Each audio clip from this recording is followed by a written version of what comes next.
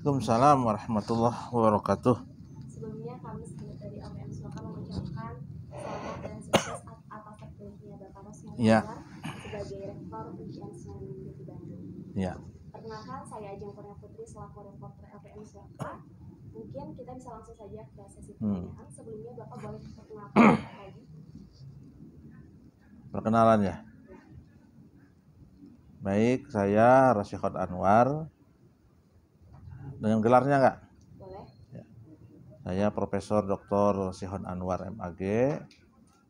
Saya alhamdulillah mendapatkan kepercayaan amanat untuk menjadi Rektor UIN Sunan Gunung Bandung periode 2023 periode 2027.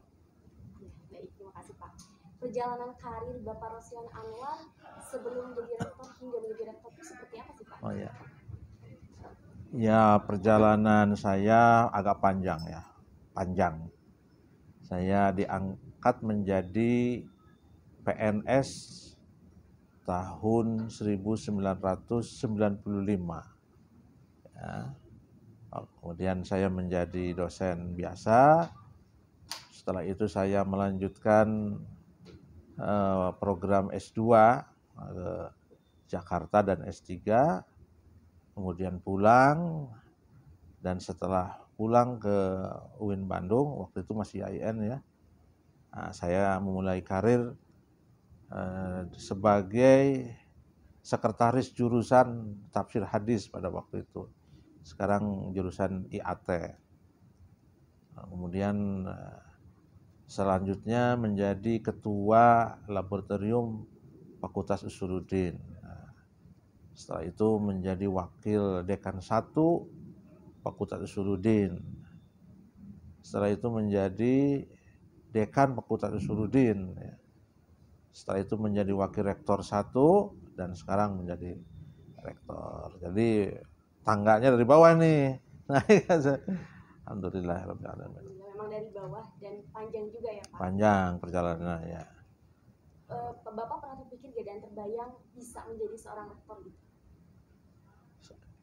Setiap saya sebagai santri dan guru-guru saya, kiai saya mengajarkan untuk punya hak cita-cita yang tinggi. Jadi tentu kita membayangkan gitu ya.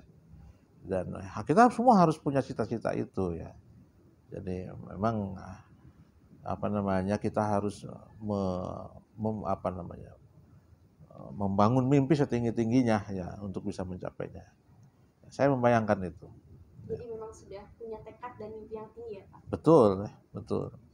Nah Pak, dari estafet kepengurusan rektor sebelumnya Pak Mahfud, ada gak sih Pak sektor yang menurut Bapak perlu diperbaiki? Nah, baik,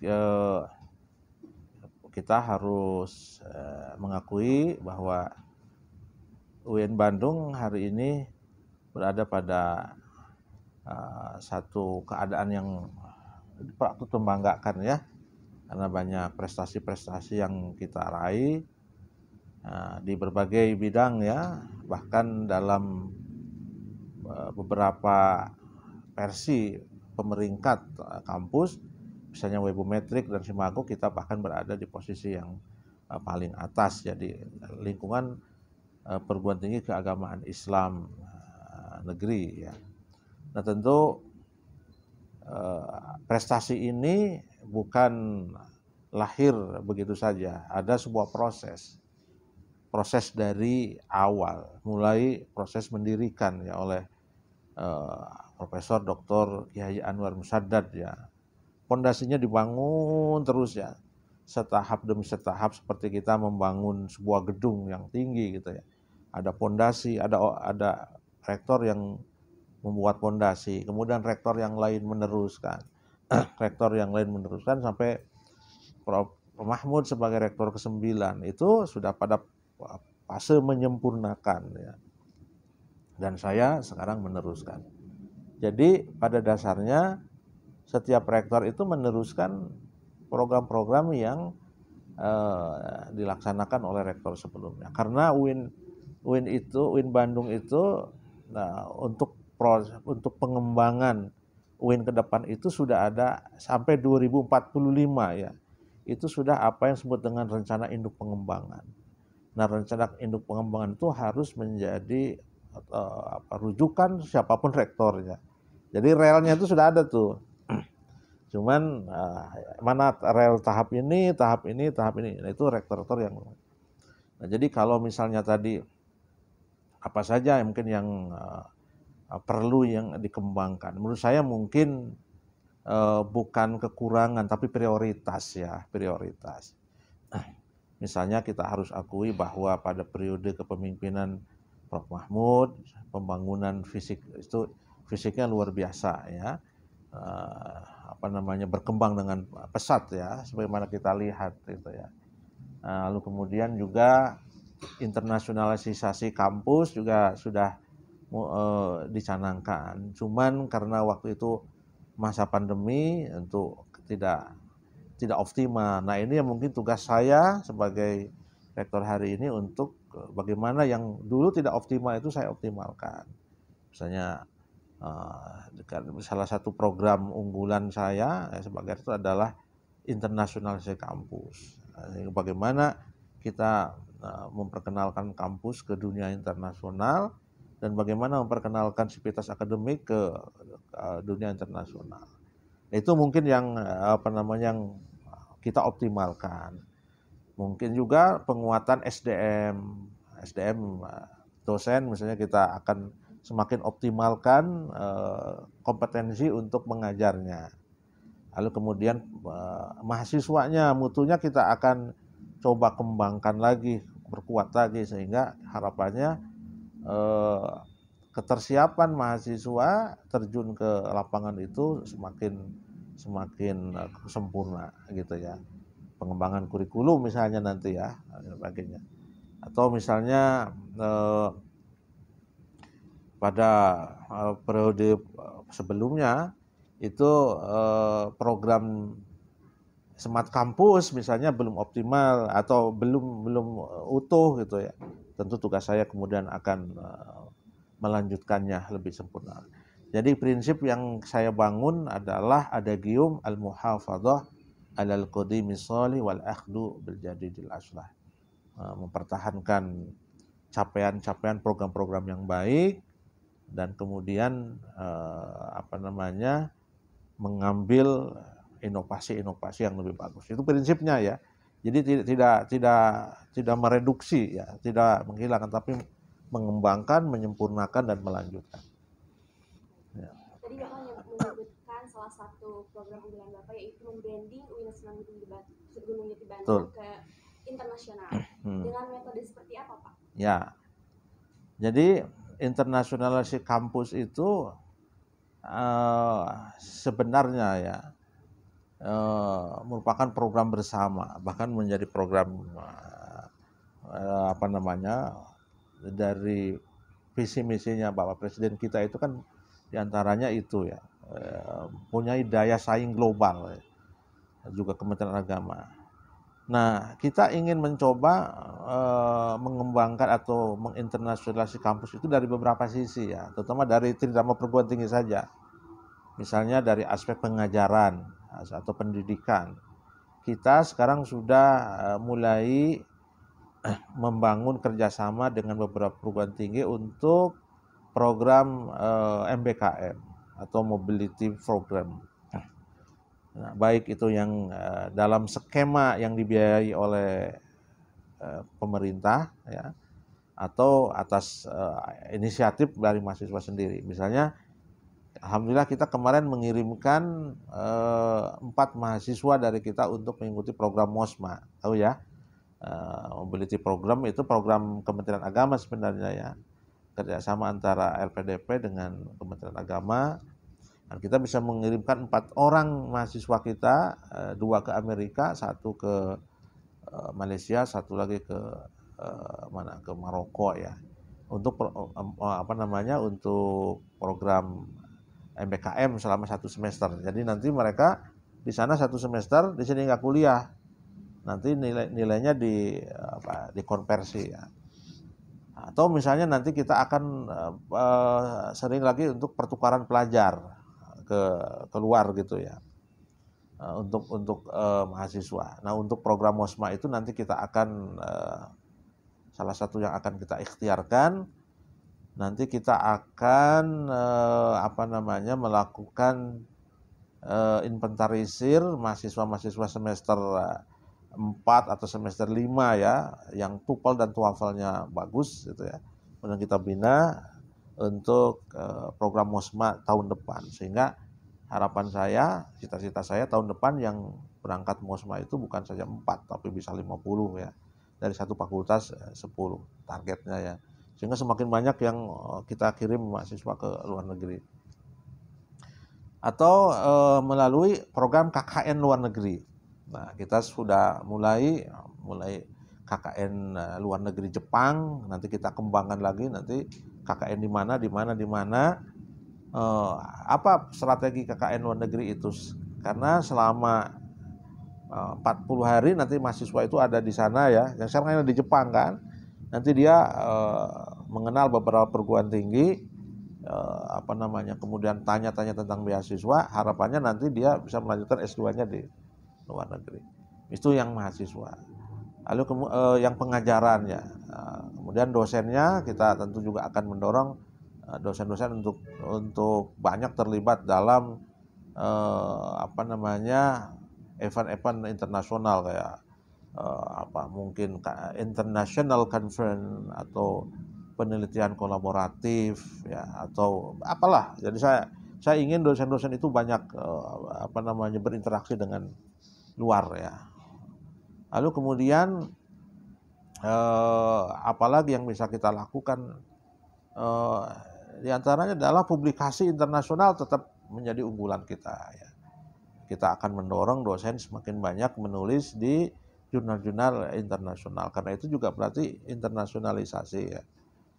Lalu kemudian kita ingin memfokuskan kerjasama, sekarang fokusnya adalah kerjasama dengan perguruan tinggi di luar negeri. Kalau kemarin mungkin banyak dengan dalam, kita akan lebih fokus ke luar negeri. Nah, misalnya dengan Tunisia kita sudah ada rencana kerjasama. Nanti saya diundang oleh Tunisia untuk menyampaikan orasi ilmiah, sambil kemudian saya menjajaki kerjasama sehingga tahun depan kita akan banyak menghadirkan mahasiswa-mahasiswa Tunisia yang datang ke sini gitu ya. Dan begitu juga beberapa negara yang lain gitu ya.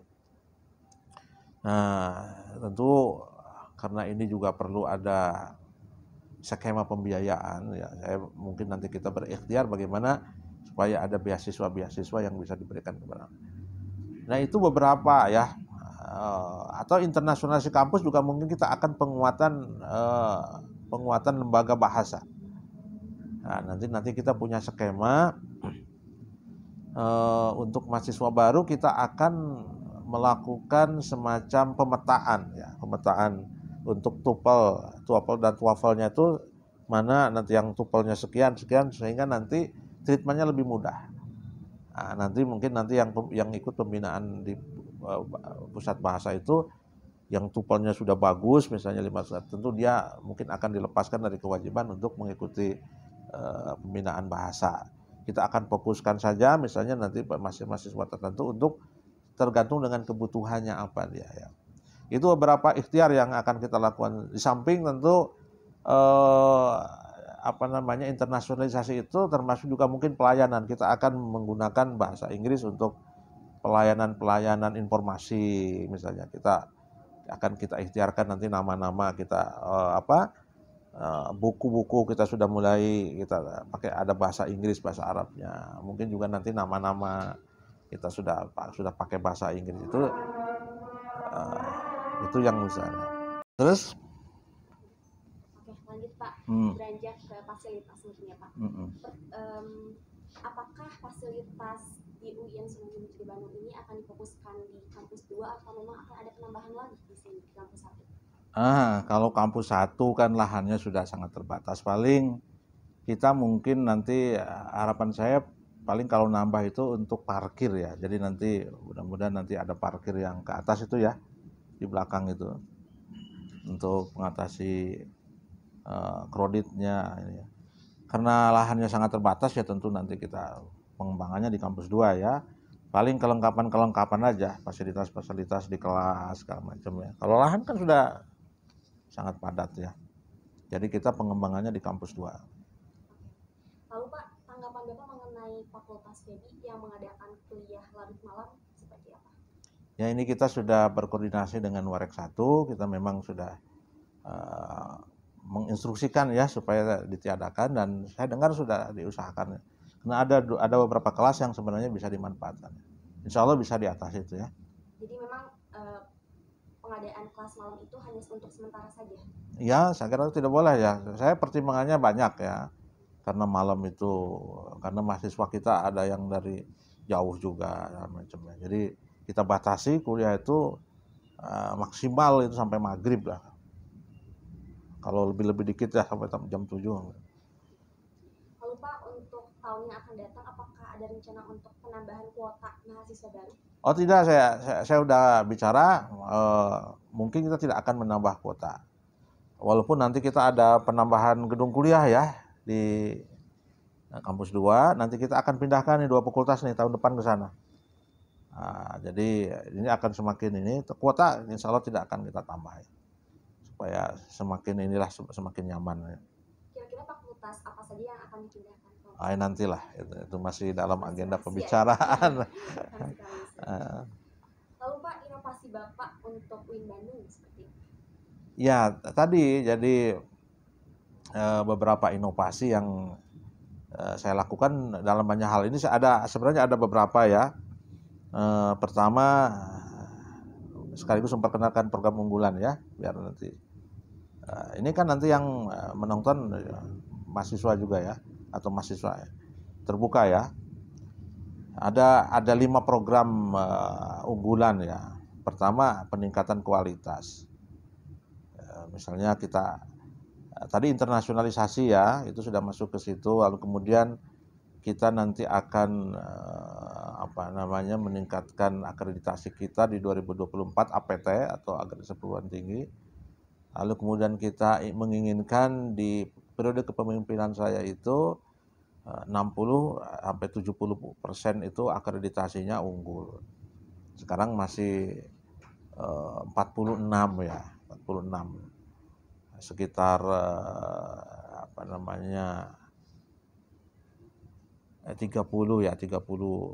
yang terakreditasi A atau unggul ya.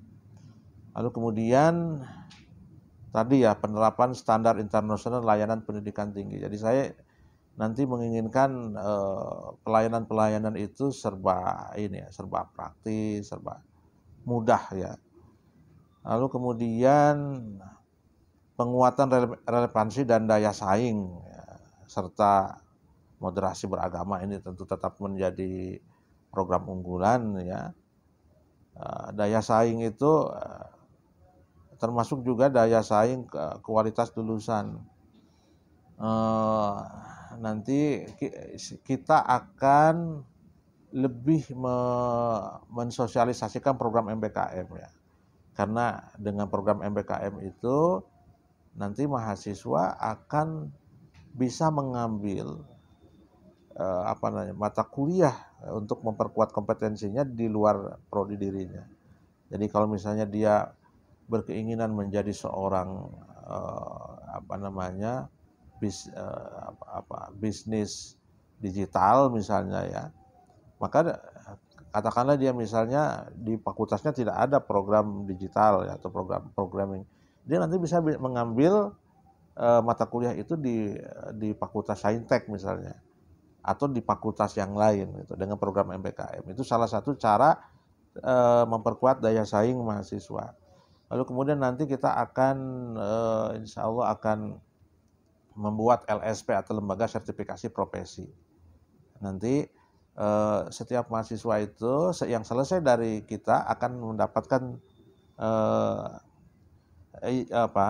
ijazah, kemudian SKPI, surat keterangan pendamping ijazah, sekaligus juga nanti sertifikat dari LSP yang kita dirikan ya.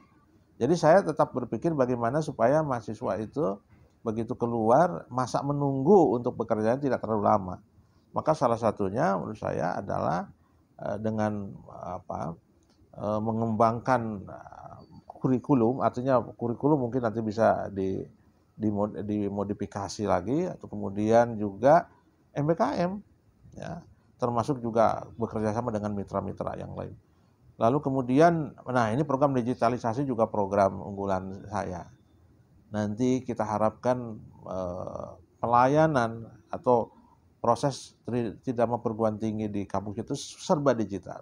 Sekarang perkuliahan sebenarnya sudah hampir serba digital. Absen kan sudah digital, tidak ada lagi absen manual, kecuali beberapa ya fakultas. Harapkan nanti sudah serba manual. Jadi tidak ada lagi mahasiswa itu yang melakukan proses itu menggunakan kertas. Bimbingan akademik sudah digital. Bahkan mungkin nanti kita akan kembangkan supaya mahasiswa itu tidak mencetak skripsi. Jadi nanti mahasiswa itu cukup saja di gadgetnya atau di laptopnya, lalu menyerahkan ke kita juga dalam bentuk digital, tidak lagi kertas. Itu program digitalisasi kita ya. Termasuk juga pelayanan mahasiswa itu serba digital. Saya harapkan nanti mahasiswa tidak perlu lagi dia datang ke kantor atau ke ruang jurusan hanya untuk bikin keterangan. Sekarang sudah mulai proses ya. Jadi di beberapa fakultas kita akan semakin banyak tempatkan komputer yang berdiri itu ya, supaya dia bisa, atau pelayanan lewat online, jadi dia bisa mencetak sendiri. Dan kita sekarang juga sudah akan mengembangkan tanda tangan digital, sehingga interaksi antara dosen dengan mahasiswa itu kalau bisa dikurangi, terlalu banyak. Jadi kalau dia butuh tanda tangan, tinggal nanti dosennya punya tanda tangan digital segala macam. Itu yang ingin saya tawarkan ya. Lalu kemudian tata kelola berbasis teknologi informasi. Kita akan usahakan digitalisasi selesai ya dalam 1 tahun ini mudah-mudahan. Maksudnya tahun depan lah, karena ini udah tanggung ya. Tentu nanti kita akan ada penguatan di aspek bandwidth internet ya. Yang blank itu nanti kita isi semua. Jadi semua area kampus ini harus ada internetnya. Sehingga mahasiswa akan belajar di mana saja, di area mana saja dengan fasilitas internet. Terutama di kampus 2 ya, Kak. Karena nanti kalau 2 fakultas pindah ke sana, berarti di sana ada 2 tambah tarbiyah pasca. Nanti kalau misalnya nanti kita bangun lagi nanti ya, tentu nanti kita pindah lagi. Jadi kalau misalnya ada 9 fakultas dengan 1 pasca, kalau misalnya 5 di sana, 5 di sini, mungkin di sini agak luas, agak luang ya. Lalu kemudian perbaikan tata kelola ya. Tata kelola kita akan semakin rapih ya, semakin rapi. Kita ingin membangun kampus ini menjadi good university government, atau universitas yang bagus dengan standar-standar yang sudah ditentukan ya. Kita sekarang sudah punya PPID ya. PD ini itu adalah alat komunikasi kita untuk menyebarkan informasi terkait apa yang sedang terjadi di UIN kepada masyarakat. Kita juga mengembangkan medsos ya. Medsos akan semakin digalakkan sehingga mahasiswa bisa mengetahui apa sebenarnya yang sedang kita lakukan itu dari medsos. Bahkan nanti mungkin ya, saya sudah hampir dalam perencanaan, setiap pimpinan mulai rektor, warek 1, dekan, dia harus melaporkan apa yang dia kerjakan setiap hari itu melalui medsos. Jadi nanti teman-teman mahasiswa bisa bisa mengetahui ini pimpinan saya hari ini apa yang dia kerjakan. Bahkan nanti bisa lihat rektor itu hari ini apa sih yang dia kerjakan. Jadi tidak usah lagi kemudian nanya-nanya apa. Karena nanti silakan nanti yang pengen tahu laporan saya bisa sekalian promosi ya, untuk memfollow IG saya, Rosihon Anwar. Itu saya setiap hari mereport, termasuk misalnya saya laporkan, misalnya kalau kemarin misalnya ada guru besar tambah 1 dari Usuluddin, Profesor Yusuf Wibisono saya sampaikan. Alhamdulillah kita nambah guru besar. Sekarang kita guru besar itu sudah lebih dari 70 ya, 75. Nah, kita sampai misalnya kita sedang menunggu akreditasi prodi MPI, Manajemen Pendidikan Islam dan PAI. Nanti kalau sudah keluar, mudah-mudahan unggul kita sampaikan. Nah kalau misalnya rektor, warek-warek, dekan semua melaporkan lewat medsos, ini kan keterbukaannya semakin bagus ya. Nah, lalu kemudian yang kelima, pengembangan lembaga. Harapannya di masa saya nanti sudah akan berdiri fakultas kedokteran kesehatan masyarakat atau kedokterannya, karena ini juga sudah direncanakan oleh Pak Rektor sebelumnya. Nah tugas saya kemudian untuk mewujudkan, mudah-mudahan bisa terwujud di masa kepemimpinan saya ya, pengembangan tata kelola, atau mungkin juga nanti kita akan melihat untuk mengembangkan prodi-prodi yang memang dibutuhkan oleh masyarakat hari ini, seperti tadi itu bisnis digital atau apalah, saya beberapa prodi-prodi yang bagus menurut saya nanti kita lihat untuk dilahirkan. Kira itu ya, inovasi. Berarti nanti tidak menutup kemungkinan akan ada dan lahir fasilitas-fasilitas atau prodi-prodi baru ya? Tentu, seharusnya begitu, tergantung dari kebutuhan ya. Karena saya seorang itu harus paham benar bahwa apa yang dibutuhkan oleh masyarakat itu. Nanti caranya misalnya nanti diusahakan nanti kuota tetap. Kalau ada penambahan prodi yang baru, tinggal prodi yang ininya dikurangi gitu ya, ditambahkan ke sini. Jadi harapan saya mungkin sampai 4 periode kepemimpinan saya, mudah-mudahan tetap kuotanya tidak berubah ya. Kalau berubah sedikit-sedikit aja lah gitu, tidak tidak melonjak begitu. Dan di kampus 2 ini pengembangan fasilitas sangat memungkinkan ya. Jadi sekarang sedang dibangun 3 gedung ya. Lalu kemudian nanti di rencananya itu nanti ada 5 gedung di situ ya, yang mengitari rektorat itu. 1, 2, 3, 4, 5 kemudian ada rektorat. Nanti ke belakangnya, kalau saya sih harapan saya mudah-mudahan nanti kita berusaha berikhtiar, nanti saya menginginkan di belakang itu nanti ada asrama mahasiswa. Nah, asrama mahasiswa itu nanti mahasiswa baru itu akan masuk semua ke situ.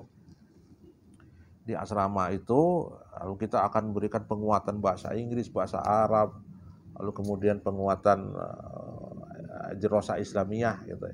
Saya harapannya mudah-mudahan bisa terwujud di masa saya. Ya, minta doanya saja kepada semuanya, mudah-mudahan itu bisa.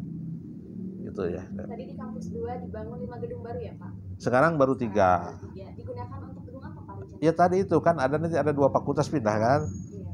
Ke situ, terus 1 lagi nanti untuk gedung perkuliahan yang. Kalau di UIN Bandung kan sudah ada mahasiswa non muslim ya Pak? Ada ya. Nah, apakah akan ada kebijakan untuk mahasiswa non muslim nantinya? Apakah ada regulasi atau yang Iya, memang jumlah non muslim sangat sedikit sekali ya, sangat sedikit, bahkan mungkin tidak 1% pun tidak ya. Yang setahu saya itu hanya 1 ya di Saintek ya. Terus ada juga di Pasca. Sehingga kita memang waktu saya Warek 1 sedang menyusun regulasi itu ya.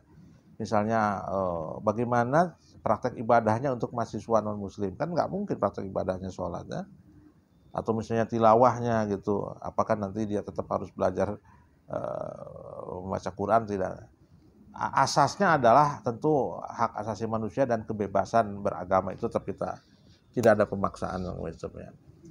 Atau mungkin nanti berbagai kemungkinan, karena nanti regulasinya dibahas di level senat ya. Apakah dia misalnya dibebaskan dari praktek ibadah dan tilawah gitu.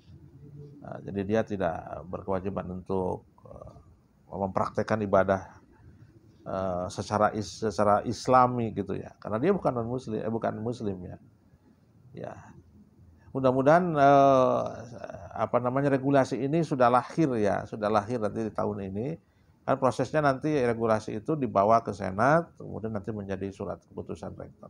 Tapi sudah kita pikirkan ya, di samping mahasiswa non muslim juga mahasiswa difabel.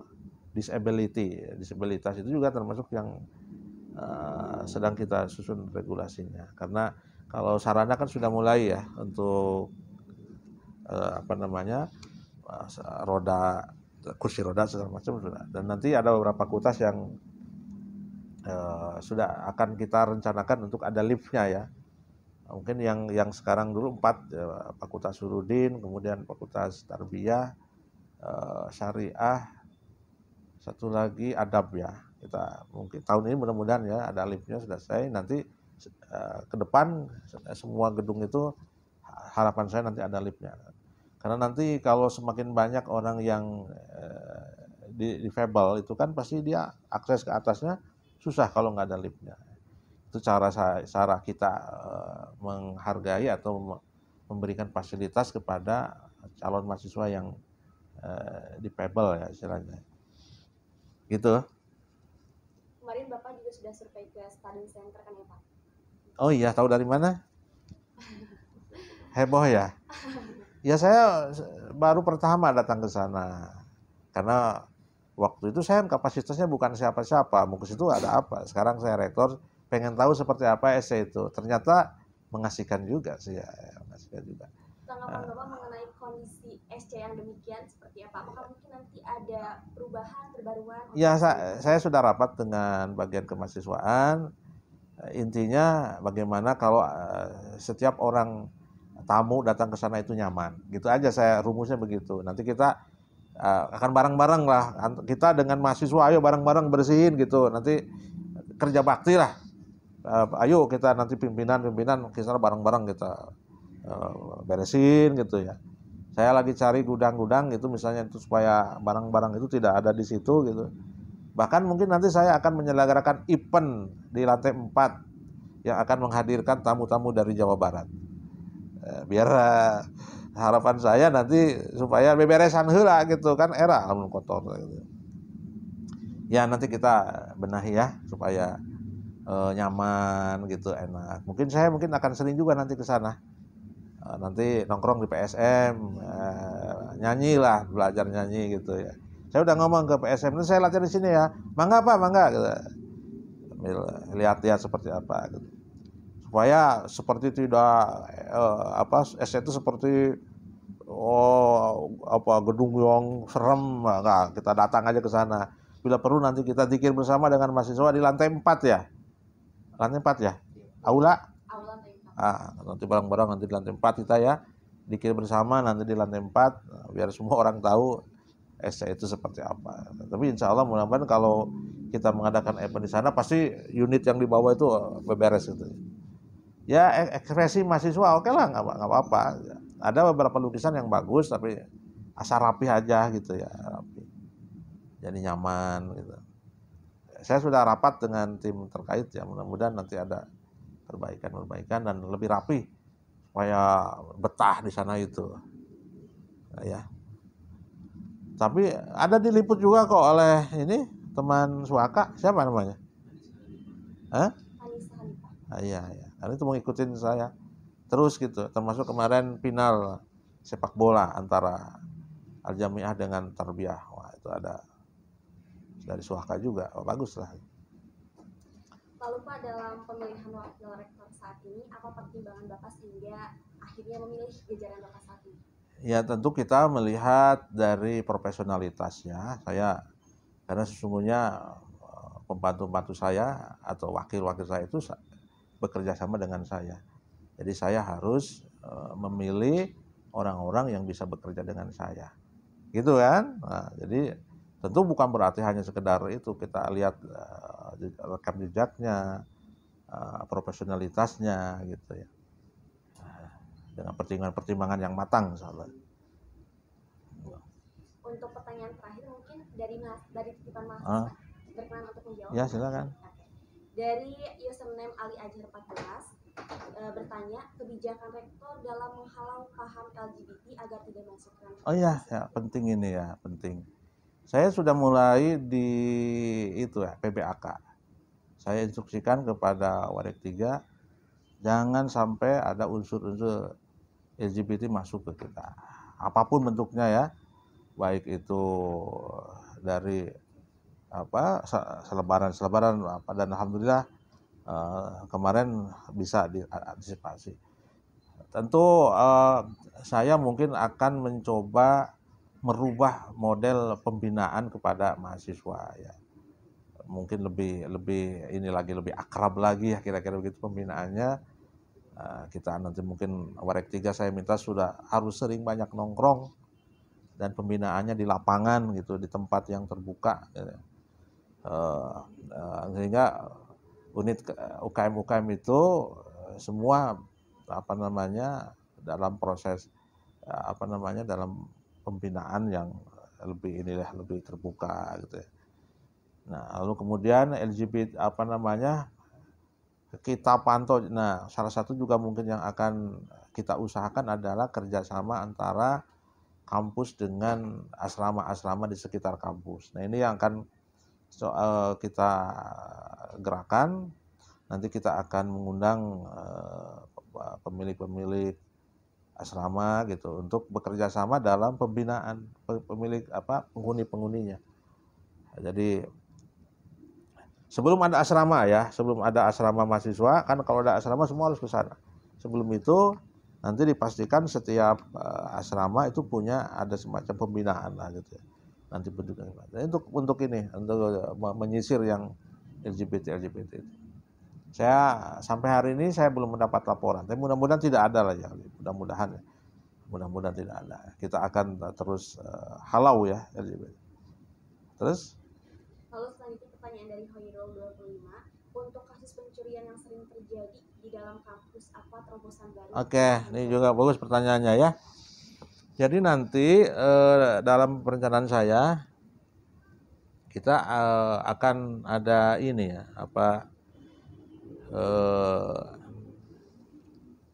pengaman inilah namanya itu ya. Nanti kita dilihat ininya studi kelayakannya. Jadi nanti yang masuk ke kita ini nanti benar-benar identitasnya jelas. Dan menurut saya sambil nanti kita jajak pendapat ya kepada mahasiswa ini. Seandainya misalnya kita pasang palang lagi di situ, kampus 2 juga sama, nanti mahasiswa masuk ke situ pakai chip ya. Chipnya itu nanti KTM. Jadi KTM mahasiswa itu sekarang kan sudah digital ya. Saya sampaikan nih kepada para teman-teman mahasiswa. Jadi mahasiswa baru kemarin lagi PBAK dia sudah mendapatkan KTM. KTM-nya itu di situ ada barcode ya. Nanti juga dia dapat ini ya, dapat manualnya juga dapat ya. Nanti itu dia bisa pakai HP, barcode-nya itu nanti bisa masuk perpustakaan dan ada chipnya. Nanti termasuk kita tanam chip untuk membuka palang pintu itu. Jadi nanti setiap yang masuk itu identitasnya ketahuan. Jadi kalau nanti dia tamu, dia harus simpan KTP. Nah, tentu tidak berbayar untuk mahasiswa ya, jadi jangan khawatir. Jadi itu salah satu untuk mengantisipasi pencurian helm kan? Iya. Helm, iya, yang banyak kan pencurian helm. Nah, tentu CCTV juga akan mungkin kita sebar di area-area yang sangat rawan gitu ya. Itu beberapa ikhtiar ya yang kita lakukan. Nah, untuk yang palang pintu ini silakan untuk berkomentar ya, setuju atau tidak. Oke, pertanyaan terakhir sekaligus penutup tentang kampus Merdeka di Bandung. Iya tadi, jadi sekarang sebenarnya MBKM atau program Kampus Merdeka. Kampus Merdeka itu kan ada beberapa program ya. Di antaranya ada 8 skema. Di antaranya mahasiswa boleh mengambil perkuliahan 2 semester di luar prodi dirinya, baik di dalam kampus atau di luar kampus. Kita sudah mulai semenjak tahun 2020, ini teman-teman nih. Cuman waktu itu karena kita baru memulai, jadi belum banyak ya. Tapi sudah banyak yang itu, tapi belum masal. Nah sekarang alhamdulillah kita sudah ada program Merpati, Merdeka Belajar Perguruan Tinggi. Bisa dilihat nih teman-teman, nanti tinggal klik Merpati, merpati.co.id atau apa ya, nanti saya lihat. Nanti nih teman-teman bisa daftar di situ. Mau perguruan tinggi yang mana, mau ke Jogja, mau kemana. Nanti tinggal pilih aja menunya, klik, nanti kemudian. Nah, lalu kemudian kita sudah ada program MBKM untuk magang. Lalu kemudian dipadukan dengan apa namanya profesi, praktek profesi. Nah, termasuk juga skripsi nih. Kalau kita pengganti skripsi sudah lama, dari 2021 sudah ada. Sekarang juga masih berlaku. Silakan teman-teman untuk mengganti skripsinya dengan bentuk lain. Misalnya menulis artikel yang disubmit di Sinta ya, di jurnal Sinta. Jadi, nah saya harapan ke depan saya minta kepada setiap fakultas untuk semakin mensosialisasikan MBKM ya. Tapi sebenarnya gini teman-teman, semua kebijakan-kebijakan kita ini sudah diupload di di web UIN Bandung. Jadi jangan malas untuk membuka web UIN Bandung ya. Jangan hanya melihat IG-nya saja, karena di web UIN Bandung itu juga kita sampaikan ada regulasi baru, edaran baru, termasuk MBKM itu. Jadi ada mahasiswa yang nanya, Pak, saya mah nggak tahu tentang MBKM. Kalau nggak tahu mestinya literasinya sekarang dibalik, jangan hanya menunggu diberikan pengumuman, tapi kita yang nyari gitu ya.